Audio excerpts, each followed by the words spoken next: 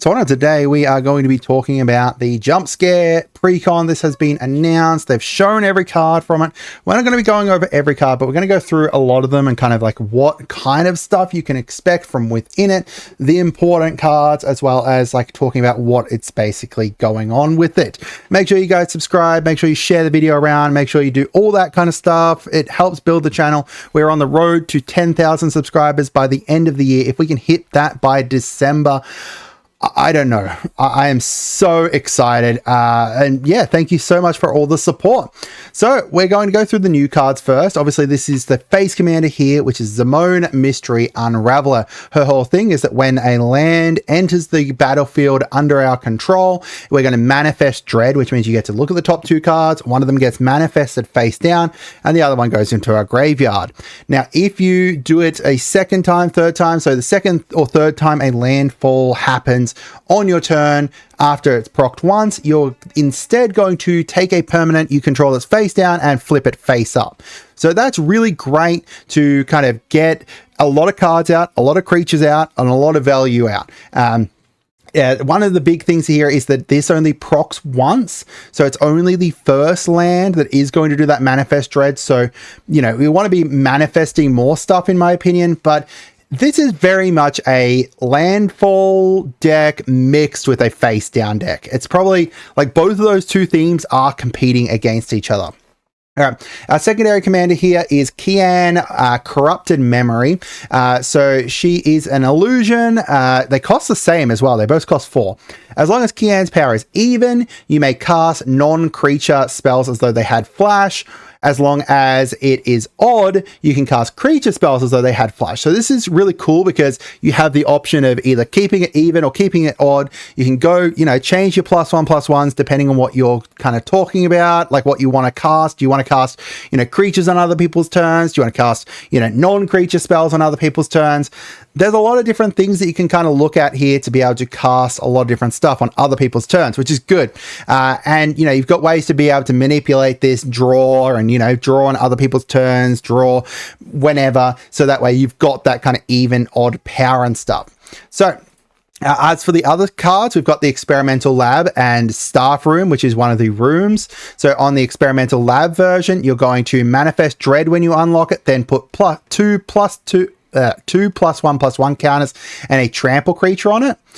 Trample counter on it. Or the other option is over here. Whenever a creature you control deals combat damage to a player, you can either turn it face up or put a +1/+1 on it. So that's a nice way to get a lot of value out of your, like, you know, your +1, your face down creatures, as well as get an additional face down creature. I guess both sides have like their benefits depending on where you are at the game. Do you need another creature that's big, like that will make a 4/4 trampler, or do you just want to have the option of like flipping everything and then growing up your face down stuff? We've got They Came from the Pipe. So this is another one that is when like to do with manifest dread. So this is when it enters, manifest dread twice, so you're going to get 2 face downs, and then whenever a face down creature you control enters, draw a card. So that's going to get you a bunch of card draw. Basically, you know, if you've got Zimone out and then you chuck down a face down, like chuck down a land, you're going to be able to draw a card from that too, which is pretty good. So there's some stuff in here that also benefits when you've got face down cards. So this one is Curator Bestie, gives colorless creatures that enter with 2 +1/+1s. When it enters or attacks, manifest dread. Glitch Interpreter makes it so that whenever one or more colorless creatures you control deal combat damage to a player, draw a card. So you could draw like 3 cards from this. Also, it relies on you actually having face down permanents for it, which is interesting because you could cast it for 3, it comes in, then bounces back to your hand and manifest dread, and then, you know, comes in later to be able to get the draw cards. Giggling Skitterspike, that is a horrifying card. It's indestructible, and then when it attacks, blocks, or becomes the target of a spell, deals combat damage equal to its opponent, and then it's got 5 monstrosity 5. And then we've got Shriekwood Devourer here, trample, and then whenever you attack with one or more creatures, you get to untap X lands, where X is the greatest power among those creatures. There is so many decks that this could go into of mine. I'm very excited for that card. Disorientating choice is for each opponent, choose up to one target artifact or enchantment. For each of them, its controller may exile it. Then if one or more chosen permanents are still in the battlefield, you get to search for lands. It also says land, right? So you can search for any lands. That's really great. So essentially the other opponents get to choose, do you want to give this person a land of any type, or are you happy for them to exile your artifact or enchantment? Zimone's hypothesis, you can put a +1/+1 on something, then choose even or odd and return each creature with the power chosen to its owner's hand. So for example, you know, if you choose odd, everything with an odd power is going back to people's hands. Really nice, interesting board wipe.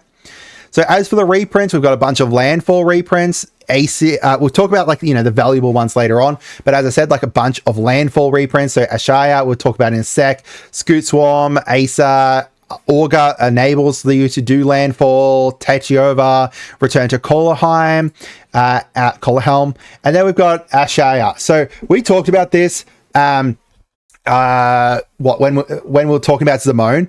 Ashaya is insane in this deck because it's going to make it so that all non-token creatures you control are forests. So that means when you manifest Dread, something is going to enter, but it is a forest when it enters. With Zimone's ability, it's a forest when it enters. Therefore, it triggers landfall for Zimone again, which means it flips immediately. So awesome. And then Eudora as well. Whenever something dies, it becomes it comes back face down as a forest, therefore triggering landfall again. So if someone board wipes, you're going to have all your stuff die, then all of it come back, and then boom, now you can flip it all if you've got Zimone on the battlefield. Or, well, if they didn't board wipe Zimone, obviously. Or you could even flash Zimone in if you were running like one of the other people. I don't know. There's a bunch of ways that you could easily like cheese this out to be able to essentially bring everything back really well. So there's a lot of ramp stuff. That's probably one of my big disappointments with this deck, is that there is just so much landfall stuff in here that it is a lot of ramp. So much ramp. That it's just getting lots and lots of lands out, which personally I'm a bit disappointed about, because I was hoping they'd lean more into like having the landfall stuff, but then into the graveyard stuff, which we'll talk about later. Some stuff to do with getting more face down. So Whisperwood Elemental, just manifest something at the end of your at the beginning of your end step. Scroll of Fate, tap, manifest something. Primordial Mist, we also talked about this when we're talking about the deck. If this was not in here, it would be an easy choice to add it in. So first of all, this manifests something, but the second part is the most important part. Exile a face down permanent you control face up, then you may play that. If you have a instant or sorcery that is face down, there is no way to be able to flip that on the battlefield at the moment. This enables you to be able to, by taking that, oh, sorry, there may be a way, I don't know a way that's easy without going complicated. This exiles it face up, therefore you're able to play it. So you can play that instant, you can play that sorcery. You can also do this at any time. You can do this at instant speed. Someone board wipes you, boom. Everything's over here. We've got removal. So obviously, you know, we have some removal, some very interesting, like on flavor removal with reality shift and oversimplify. Azuri's is there to, you know, do a big board wipe, create a whole bunch of creature tokens. Face down value, so value from your face down creatures, whether it's when they get turned face up, do something, or, you know, counter spell something. Whenever something's turned face up, make it fight something. Trail of Mystery, whenever something's turned face up, if its creature gets +2/+2 until end of turn. We've got some dread targets. So these are for when you dread manifest. These are the things you chuck into your graveyard, because it doesn't matter as much if they're in your graveyard, because you can do stuff with them. Worldspine Worm, when it enters your graveyard, you're going to shuffle it into your library. Crackling Counterpart, got flashback. Multani, you've got this option down here to be able to return it to your hand. You've got some things to flip, some big things that are going to come in. You want them face down, and then, you know, mid-combat, you flip them, or, you know, you just flip them for awesome value and stuff. Arix Mythos is a good, interesting one here, because it's going to enter face down, right? It enters face down, which means it does not get the slumber counters on it. It flips, When it flips, it doesn't get its ETB. ETBs do not trigger when something flips. Therefore, it does not have the slumber counters on it. Therefore, you've got a 12/12 that taps for a green and blue that you can send at someone's face really easily. Really awesome. We've got some card draw stuff to kind of go alongside it. Body of Knowledge is an interesting one. I don't know why that's in there. It just seems to be in there for card draw value because we've got a bunch of card draw value. Now, as for the valuable reprints, we've got like Augur and Scoot Swarm, both $4 each. Aesa Tyrant, that is a very interesting reprint there. I'm just double checking the price on that because yeah, that is correct. It has not been reprinted since Commander Legends. Reprint is really great. When a land enters, draw a card. That is a great card. And then you can play an additional land on your turn. And then Shire is currently $17. We've got some others in here. Primordial Mist, $2. Overwhelming Stampede for your finisher, $4. World Spine's currently $6. And Hydra Omnivore is $4 too. As for the mana base, it's a decent mana base. We've got like a filter land in here. We've got the check land. The Drownyard Temple is really good because it lets you play it from the graveyard. We've got a Scry land. Now, the reason that I said Scry lands are good and the Quadrix Campus as well is a Scry land, because you can Scry something and then you can manifest because the landfall trigger. So you've got, when it enters, you've got the Scry and then you've got the Zamone trigger. You can stack it so the Scry, you will do the Scry first and then the Zamone trigger. So you can Scry something away that you might not want to chuck, or, you know, just look for something better to manifest dread with. You've got a hideaway land in here, which is great. You've got lands that help with the landfall too. They've got Terramorphic, they've got Evolving Wilds, and they've got Myriad Landscape. All three great with that, as well as a bounce land. Bounce lands are really great with it too. The only one that I'm really disappointed is still for some reason getting reprinted in Precon's Temple of the False God. Don't get me wrong, it has uses. I just don't think it's great in this deck. So, some base set cards that I'm surprised are not in here. So, obviously, you know, when a new set comes out and the Precons come alongside it, there is cards from the base set that go in that as well.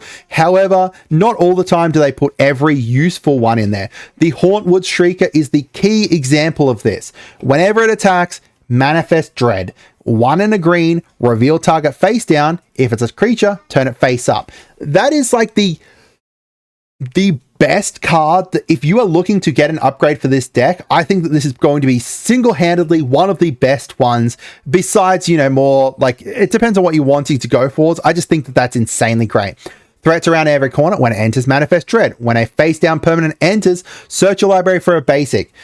It's just, you know, tutor out a basic land every time something you manifest something, which is crazy because it's, you know, you manifest dread. So you play a land, you manifest dread with Zamone, and then you go search for a basic. It enters, landfall trigger again. Zamone flips it. Under the Skin, manifest dread, then return something from your graveyard to your hand. Boom, great. Oblivious Bookworm here. At the beginning of your end step, you may draw a card. If you do, discard a card unless a permanent enters the battlefield face down under your control, or you turn a permanent face up. So this is just card draw, extra card draw at the end of at the beginning of your end step. Really great. All right. So these are some cards that I would preliminary add. I'm not doing a full upgrade guide at the moment for it, but these are some that I think would be decent in the deck. So Vannifar, turn all those extra card draws into boom, now they're cloaked cards, as well as put +1/+1s on things. Spelunking, just make it so all of these lands that are coming in tapped are not tapped. Spelunking is probably one of the best cards that you can add into a landfall deck if you are going to be getting additional lands out. It is crazy good. There are other options for it, like, you know, Amulet of Vigor and stuff. I just love Spelunking because it's an uncommon. It's relatively cheap. Lier, and we'll talk about a couple others in a minute, gives each instant and sorcery in your graveyard flash back. You want things to, like, if you are manifesting dread, you have two options. You have a great, insanely great creature, or you have an instant and sorcery. That instant and sorcery is getting chucked in the frickin' bin, and you are putting that creature out. This allows you to turn all those creatures that are in the bin, all those instants and sorceries in the bin into things you can still play. Secret Plans, draw a card each time a creature is turned face up. I think that's a good one. Maybe you guys disagree. It also turns things into like all the manifested things into 2/3s, which is good. Tunnel Tipster gets a +1/+1 when a face-down creature entered the battlefield under your control. Cybership, steal other people's shit, put it on the battlefield as face-down Cybermen, and then use the moan to flip them all. We've got Tribute to the World Tree. Because they enter as 2/2s, you are going to be drawing a whole bunch of cards from this. Worst case scenario, you know, they're not entering as 2/2s, they're entering as 3/3s or something like that. Boom, now they're getting, they're entering as 2/2s, they're getting +1/+1s, unless they're like 3/3s, in which case you're drawing a card. I had that around the wrong way. Experiment 12, just buff everything that enters by giving it +1/+1s equal to its power. When it's flipped. We've got Peerless Recycling. Bring those cards that are permanents back from your graveyard to your hand.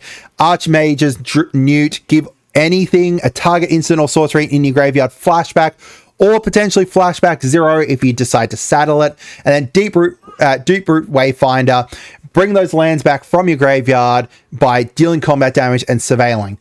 I liked the surveil here as well. I think that's great, especially if you have Deep Root Wayfinder, you attack, you surveil, you look at it, do I chuck it in the graveyard, do I put it on the top, and then you play your land, so then Zavone triggers and you manifest Dread from there.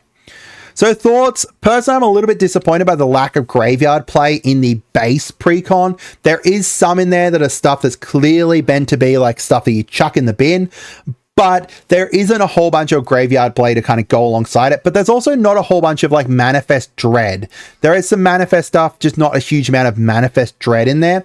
Once you like go into like Hauntwood Shrieker and stuff, then Manifest Dread's going to be more common, in which case, boom, now playing from the graveyard is going to be a lot more important. But I actually like this Precon.